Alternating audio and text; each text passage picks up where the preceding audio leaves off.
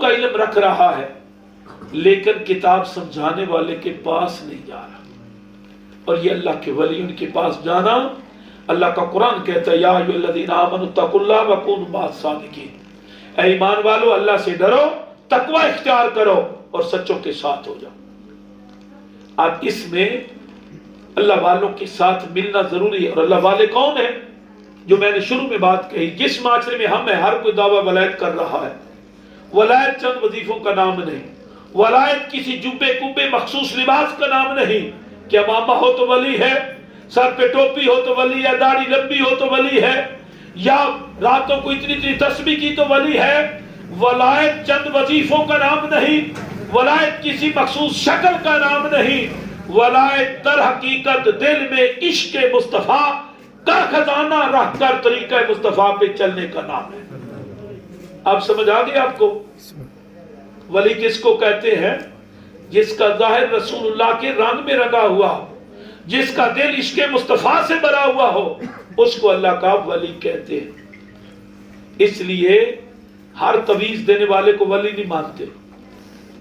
ولی اس کو مانتے جس کے پاس بیٹھے. حدیث مبارکہ جس کا مفہوم ہے کہ نبی رحمت صلی اللہ علیہ وسلم نے ارشاد فرمایا کیا میں تمہیں بتاؤں نہیں کہ تم میں سے بہترین لوگ کون ہیں؟ عرض کی یا رسول اللہ ارشاد فرمائیے. تو سرکار نے فرمایا اذا رأوا ذکر اللہ، جنہیں دیکھیں تو رب یاد آ جائے. تو بیٹا مرشد کا ہونا ضروری، تو مرشد کی تلاش ضروری.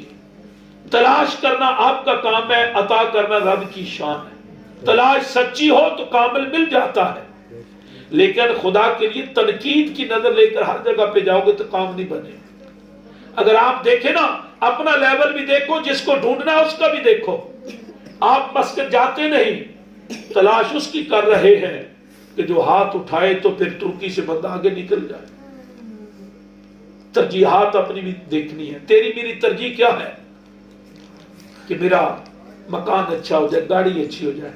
میرے حضرت صاحب رحمۃ اللہ علیہ فرمایا کرتے تھے بیٹا 30 سال ہو گئے میں مسجد پہ بیٹھا ہوں، جو بھی آیا اس نے یہی کہا ہے کہ حضور وظیفہ بتاؤ، دکان نہیں چل رہی. حضور وظیفہ بتاؤ، بیٹا نہیں مل رہا. کوئی ایسا عمل بتاؤ، ترکی سے آگے نہیں جا رہا، نیشنلٹی نہیں مل رہی. کہتے ہم تو انتظار میں بیٹھے، کوئی آ کر یہ کہتا کوئی ایسا وظیفہ بتاؤ کہ رب مل جائے، وصال خداوندی نصیب ہو جائے. ہماری ترجیحات بدل گئی. پھر جب ہم ڈھونڈنے نکلیں گے تو ہمیں ملیں گے بھی تو ایسے نا. آئیے میں اسی کتاب مبارک سے آج کا جو سبق ہمارا تھا آخر میں اس کو پڑھ کر اور پھر دعا کی طرف لوٹتے ہیں. سید توکل شاہ مالوی رحمۃ اللہ علیہ آپ کی سوانح عمری اور آپ کی سیرت مبارکہ کو سامنے رکھ کر آپ کے خلیفہ اعظم خواجہ محبوب عالم رحمۃ اللہ علیہ آپ نے یہ کتاب لکھی اور اس میں قرآن و حدیث کا خلاصہ بیان کیا ہے. ٹاپک ہے رسمی پیروں فقیروں کو نصیحت. تو ایک دفعہ ایسے ہوا کہ ایک بار ایک شخص حاضر خدمت ہو کر، یہ کس کے پاس؟ سید توکل شاہ مالوی رحمۃ اللہ علیہ آپ کے پاس ایک شخص آیا. وہ آ کر کیا کہتا ہے؟ حضور میرا مرید مجھ سے پھر گیا ہے. تھا وہ پیر، آپ سے آ کر عرض کرتا ہے میرا مرید مجھے چھوڑ کر بھاگ گیا ہے. فرمایا پھر کدھر گیا؟ اس نے کہا کہ ایک اور بڑے بزرگ ہیں ان کے پاس چلا گیا. فرمایا کس واسطے چلا گیا؟ عرض کیا اللہ کا نام سیکھنے گیا. آپ نے فرمایا اللہ کی طرف بلانا چاہیے، وہ اللہ تعالیٰ کی طرف گیا ہے، اس نے اچھا کیا، تمہیں بھی ثواب ہوگا. آگے بریکٹ میں ہے یہ شخص رسمی پیر تھا اور دوسرے بزرگ بہت بڑے کامل تھے. پھر فرمایا جو ناقص ہو، بیٹا یہ توجہ والا جملہ، جو ناقص ہو اور ابھی فقر میں اس نے کمال نہ پیدا کیا ہو، اسے چاہیے کہ لوگوں کو مرید کر کے قید نہ کر لیا کرے. آئے تو ہر بندہ کہتا ہے بیعت ہو جاؤ، قید نہ کر لیا کرے بلکہ آزاد چھوڑ دیا کرے کہ جہاں کہیں اسے کوئی کامل مرد خدا ملے اسی سے وصل الہی جو مقصود اصلی ہے حاصل کرے. قیامت کے دن ایسے لوگوں کی گردن پر جو کامل نہ تھے اور لوگوں کو مرید کر لیا کرتے تھے بڑا وبال ہوگا. یہ پیروں کے لیے. پھر فرمایا اگر کوئی کامل مرد موجود ہو، اس کا مرید یا کوئی غیر شخص کسی کو اس کا مرید کرا دے تو جس قدر ثواب پیر کو اللہ کا نام بتانے کی وجہ سے ہوا ہے اتنا ہی ثواب مرید کرانے والے کو بھی ہوگا. کیونکہ اسے اللہ تعالیٰ کے نام کا راستہ بتایا ہے، یعنی خدا کی طرف بلایا، کیونکہ حدیث شریف میں آیا ان الدال علی خیر کفاعلہ، بے شک نیکی پر دلالت کرنے والا اس کے کرنے والے کی طرح ہوتا ہے۔ جس طرح مؤذن کی شان ہے، تو اس کا مقصد یہ تھا اس واقعے کا کہ اگر جہاں اللہ کا نام ملے جانا چاہیے، تو آپ نے یہ نصیحت کی تھی اس پیر کو کہ تیرا مرید اس لیے گیا ہے کہ تو نے اس کے دل کی صفائی نہیں کی، اللہ کا نام اسے نہیں سمجھایا، تو اگر وہ کسی کامل کے پاس سیکھنے چلا گیا فائدہ تیرا ہوگا۔ فرمایا تم کسی کامل کے اگر بیعت ہوتے ہو تو پھر کسی دوسرے کو اگر کرواتے ہو تو اس کا جو فائدہ ہوگا اللہ کے نام سیکھنے سے، بیعت کروانے والے کا بھی وہ فائدہ ہوگا۔ اور حدیث شریف میں اس ثواب کا اندازہ بھی آیا ہے، چنانچہ رسول اللہ بولو صلی اللہ علیہ وآلہ، پھر سارے بولو خاموش کوئی نہ، صلی اللہ علیہ وآلہ وآلہ وسلم فرماتے ہیں کہ جو شخص زمین سے آسمان تک سونے سے بھر کر اللہ تعالیٰ کے راستے میں صدقہ کر دے تو جس قدر ثواب اس شخص کو ہوا ہے اسی قدر ثواب اس کو ہوگا جو ایک شخص کو ہدایت کرے۔ اگر فقیر اس نیت سے لوگوں کو مرید کرے کہ ان سے مجھے دنیاوی فائدہ ہوگا، بعض اس لیے بھی ہوتا ہے موٹی سامی آگے مرید ہو گیا، روزی کی طرف سے فراغت حاصل ہوگی یا شہرت و ناموری ہوگی، لوگ بزرگ کہیں گے یا امیر کو اس خیال سے کہ یہ مجھے زیادہ نذرانے روپے وغیرہ دے گا مرید کر لے اور غریب کو نہ کرے، یہ سب شرک ہے۔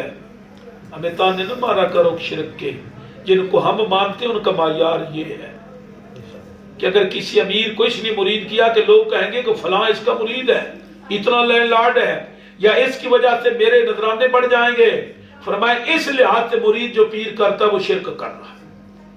فقیر کو اس قسم کے خیالات سے پاک رہنا چاہیے، اور جس کسی کو بیعت کرے محض اللہ تعالیٰ کی رضا اور خوشنودی کے واسطے کرے۔ چنانچہ ہمیں ایک واقعہ یاد آ گیا، یہ سائنس صاحب فرما رہے ہیں اپنی زندگی کا، وہ توکلیو خوش ہو جاؤ، اللہ نے ہمیں دادا مرشد وہ دیا ہے، اللہ ہمیں ان کے نقش قدم پہ چلنے کی توفیق عطا فرمائے۔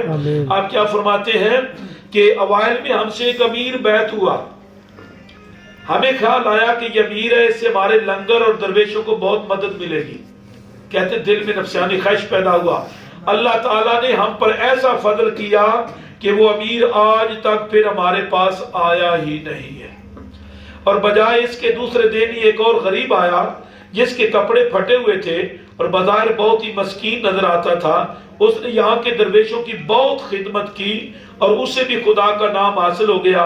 اس وقت ہم نے سمجھا کہ یہ نفس کا خطرہ تھا۔ اس واقعے سے گویا اللہ تعالیٰ نے ہمیں سکھا دیا کہ میری ذات پر بھروسہ رکھنا چاہیے، میں جس سے چاہوں خدمت کرا دوں۔ چنانچہ اب ہمارا یہ حال ہے کہ یہ لوگ ہمارے پاس آتے ہیں، اگر چلے جائیں تو غم نہیں اور آ جائیں تو خوشی نہیں۔ اللہ تبارک و تعالی ہماری اس محنت کاوش و نشست کو قبول فرمائے۔ آج کی اس نشست میں ذکر خیر شریف سے ہم نے جو پڑھا وہ یہ ہے کہ کاملین کی سنگت اختیار کرنی چاہیے۔ اللہ کا ولی وہ ہے جو بندے کو دنیا سے نکال کر خالق سے جوڑ دے۔ اور تیسرا سبق ہم نے یہ پڑھا کہ خالق سے جڑیں گے تب بھی جب وسیلہ مصطفیٰ کریم ہوگا۔ تو وسیلہ مصطفیٰ میں کامیابی کے لیے اللہ کے محبوب کی بارگاہ میں تب ہم مقبول ہوں گے جب کامل کو ہمیں وہاں پہنچا دے گا۔ اللہ تعالی ہم سب کی حاضری کو شرف قبولیت عطا فرمائے۔ آمین۔ وآخر دعوانا ان الحمد للہ رب العالمین۔